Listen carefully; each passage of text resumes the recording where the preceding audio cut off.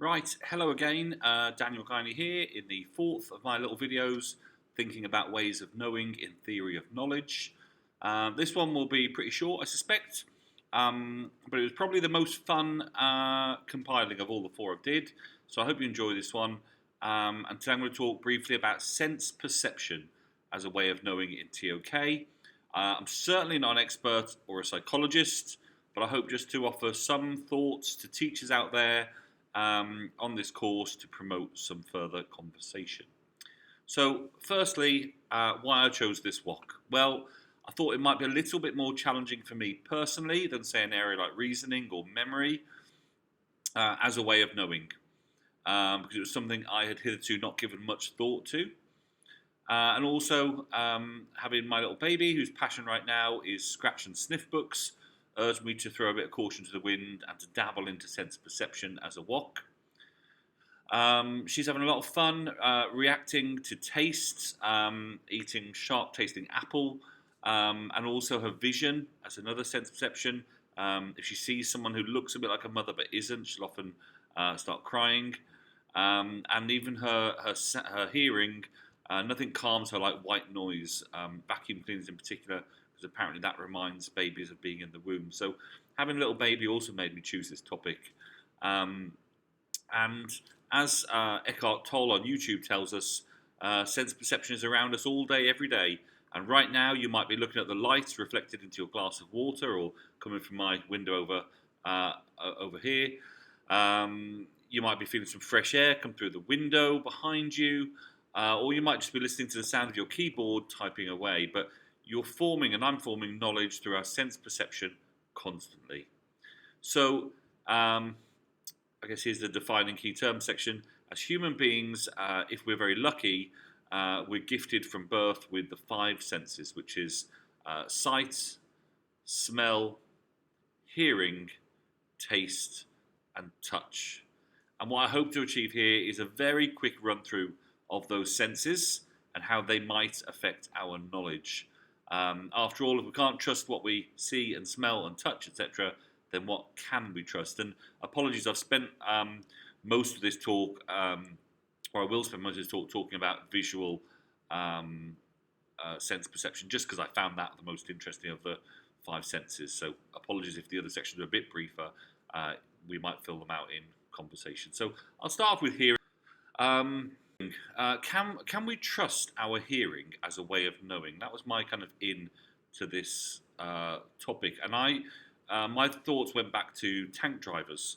Henry Mettelmann famously was a German Nazi tank driver who committed some terrible crimes by his own admission in the Second World War, shooting down Russian soldiers who'd surrendered, that kind of thing, before retiring in England to work at a school.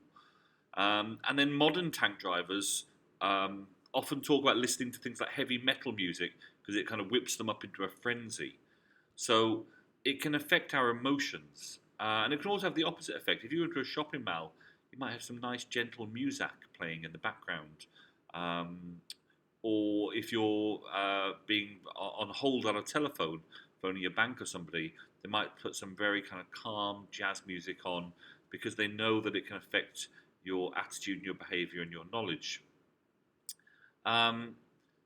Likewise, history teacher me tells me that it was often reported that classical music would be played in concentration camps in Nazi Europe. And the reason for this was it calmed prisoners and lulled them into a false sense of security about what was actually about to happen. So music can certainly, or the type of music we hear and the sounds we hear can affect our perception. So if you get nothing else from this video, I think it's worth spending 5 minutes just thinking about your favourite sounds. Things you might normally take for granted. For me, there were things like the sound of pages flipping in a big book, like an old phone book. A crunchy water bottle that's at half full. I thought that was a really nice sound. One of my favourites, the sound of bacon sizzling in a really hot pan on a Sunday morning. Pushing buttons on an elevator. Or even the swoosh you sometimes get when you put your trousers on in the morning. So we hear millions of sounds per day, but I guess the question I have as a way of knowledge is, can we trust what we hear? How does different sounds and different auditory tools that we have affect our own perceptions. So, for example, there are ultrasonic dog whistles that only dogs can hear that you and I can't.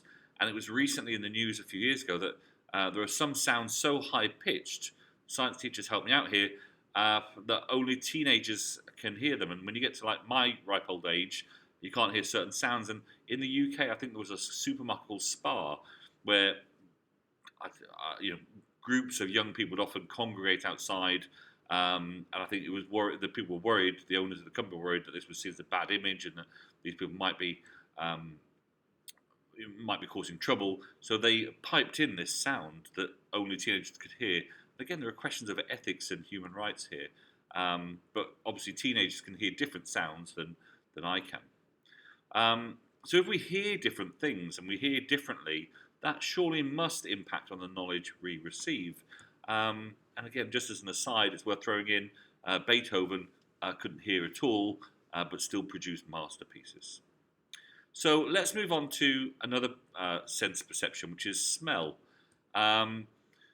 If you're selling a house, people often used to say you should bake fresh bread because that would encourage sales, and people love that smell because they associate it with homeliness.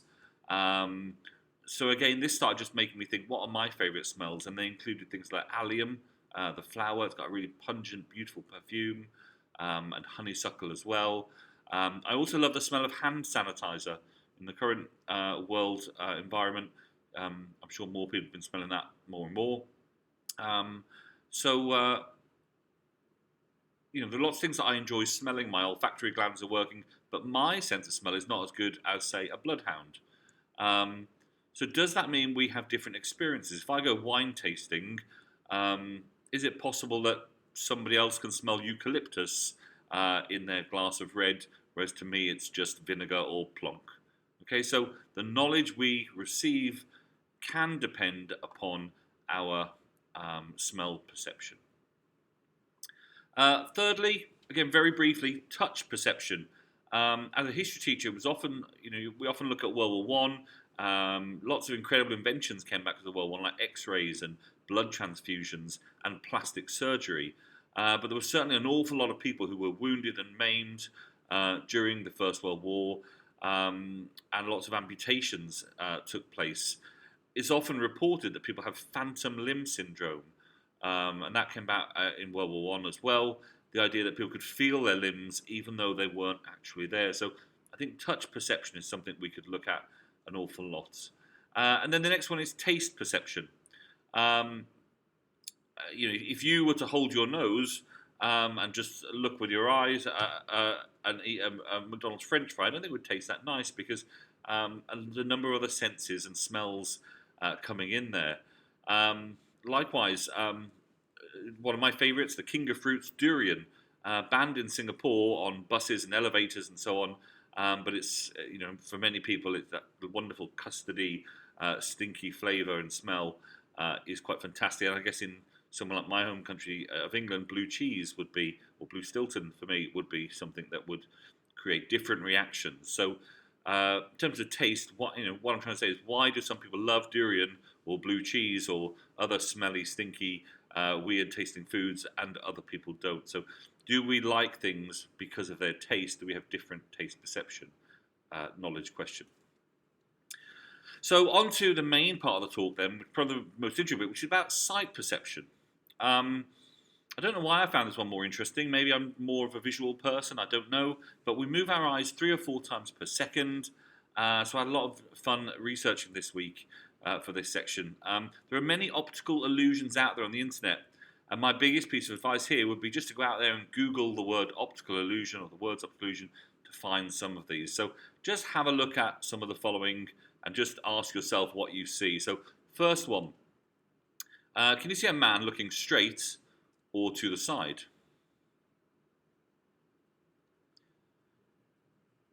Would you go to this bathroom?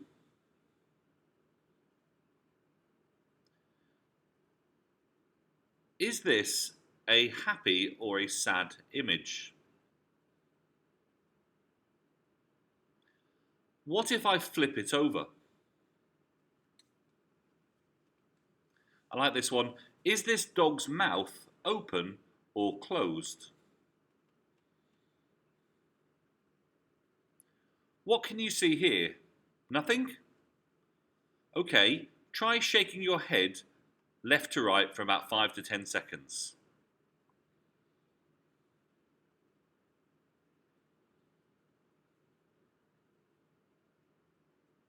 Can you see it now? Have a look at this blurry woman. Now half close your eyes.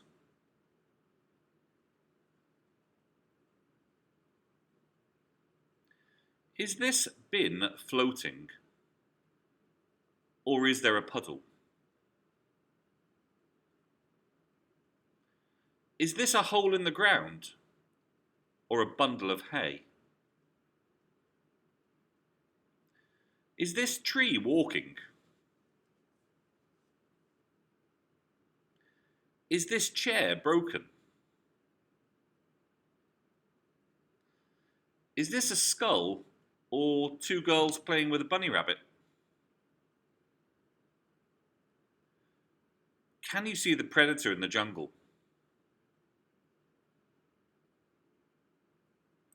How about now?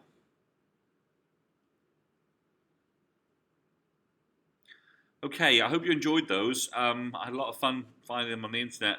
It's very true that one person's visual perception of the world may be different to another's. And this then provides us, I think, with different knowledge or different perspectives. Think about Monet, who painted with ever worsening vision, and think about how that impacts upon his masterpieces and water lilies. Were I to attempt to paint what he did, even if I had a modicum of artistic talent, which I don't, it certainly would look rather different and not a masterpiece.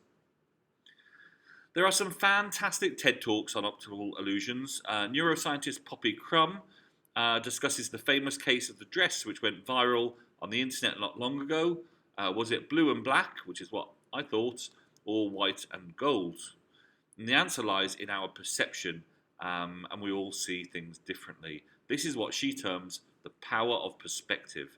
And it's also worth looking at Daniel Simons. He offers some excellent, really excellent thoughts on this in his TED Talk too. Visual perception can also have an effect on our emotions. A black and white photo might denote sadness, whereas a vibrant colour picture might connote a happier feeling. Prisoners might have neutral toned walls rather than loud colours because they're seen as having a calming effect.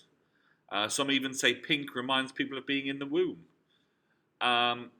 Conversely, a nice evening restaurant might have dark red walls to promote atmosphere, ambience, and conversation. And I see this in my discipline of history also.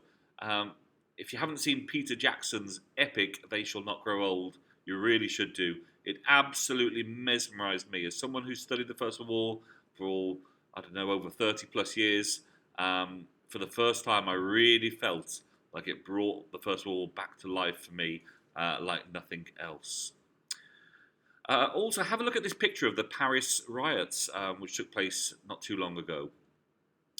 And look at the picture on the right. As a history teacher, there are multiple examples of how our visual perception, therefore, affects the knowledge that we have. Stalin famously doctored pictures to change history and its perception by Soviet citizens by airbrushing people out of pictures. Notoriously, Yezhov probably being one of the most famous examples of that. Moreover, Hitler's chief architect, Albert Speer, famously wanted Nazi buildings to be so huge that people would feel like a small cog in a big movement whenever they look up in awe.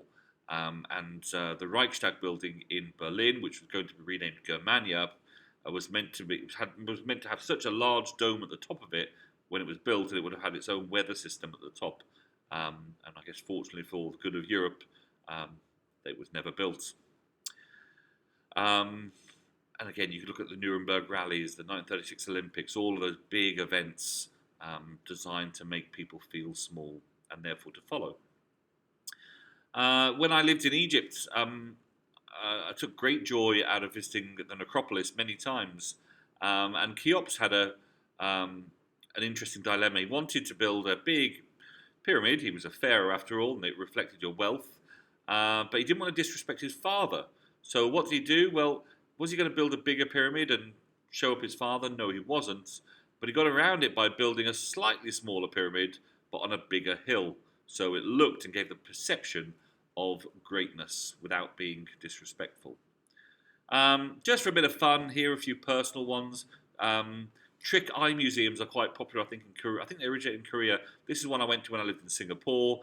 Needless to say, I'm not actually a ballerina. I didn't actually get fired out of a cannon even, or I wasn't really sitting in a dome or with my wife, now wife, by all of this lava. But they're quite funny to have a look at.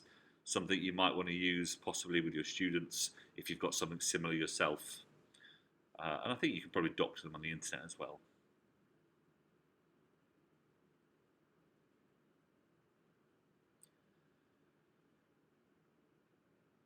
But as I've said before, there are much better examples out there. There's another amazing TED Talk I recommend you watch by Bo Lotto. And then why not just have a look at one more for fun? Have a look at this one. This is by Bo Lotto. Stare at the white dot in the top middle for about 30 seconds. You can pause it if you want, this video, or I'll just wait 30 seconds, but have a look at the top. And whilst you're staring just at that dot, what's happening is your brain is being confused by the alternating colours on the left and right.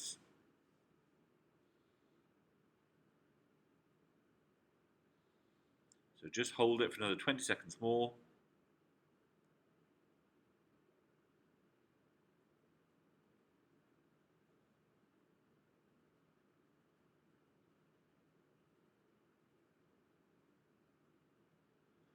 And now if you look below at the circle in the same position, hopefully you'll see that something strange has happened to the coloration of those images. Okay, so I guess the question we've got really here is, can we trust our own vision? And the answer is clearly, as a way of knowing, no, we can't all the time. Here's another fun one you might want to have a look at. Have a look at the dots for 30 seconds. You'll need to pause the video for this one because I'm going to keep talking a little bit faster. But if you do pause it and then look away, you'll probably see a figure that's quite familiar to you. Also, have a look at these circles. Are they moving? This is one of my favourites. Can you find the black dot? Keeps jumping around, doesn't it? So what I'm trying to argue here is that for sense perception in particular, as well as all the other senses, we cannot always trust our sense perception as a way of knowing. So this brings me on to section 3, further possible implications. I hope I've shown in this little tutorial that I feel that even though we kind of assume our senses are really accurate, after all, if we can't trust the basic tools that we have as human beings to acquire knowledge, then what can we trust? They are really quite limited and inaccurate in some respects. That's why we enjoy movies like Avatar and 3D glasses at the IMAX cinema. That's why we enjoy movies like The Truman Show. But it does raise some questions. One might be things like the future of holograms. Is there an ethical question there? Could you or I be replaced one day as teachers in the future by holograms in the classroom? If they can raise their voice as we do and move around as we do, the sense perception would be quite similar. So a few thoughts there in my fourth of these videos. I've really enjoyed putting them together just to think around the issue as someone who's new to theory of knowledge. So I really welcome your thoughts and opinions. Thanks for taking the time to listen. Have a great day, everyone. Cheerio.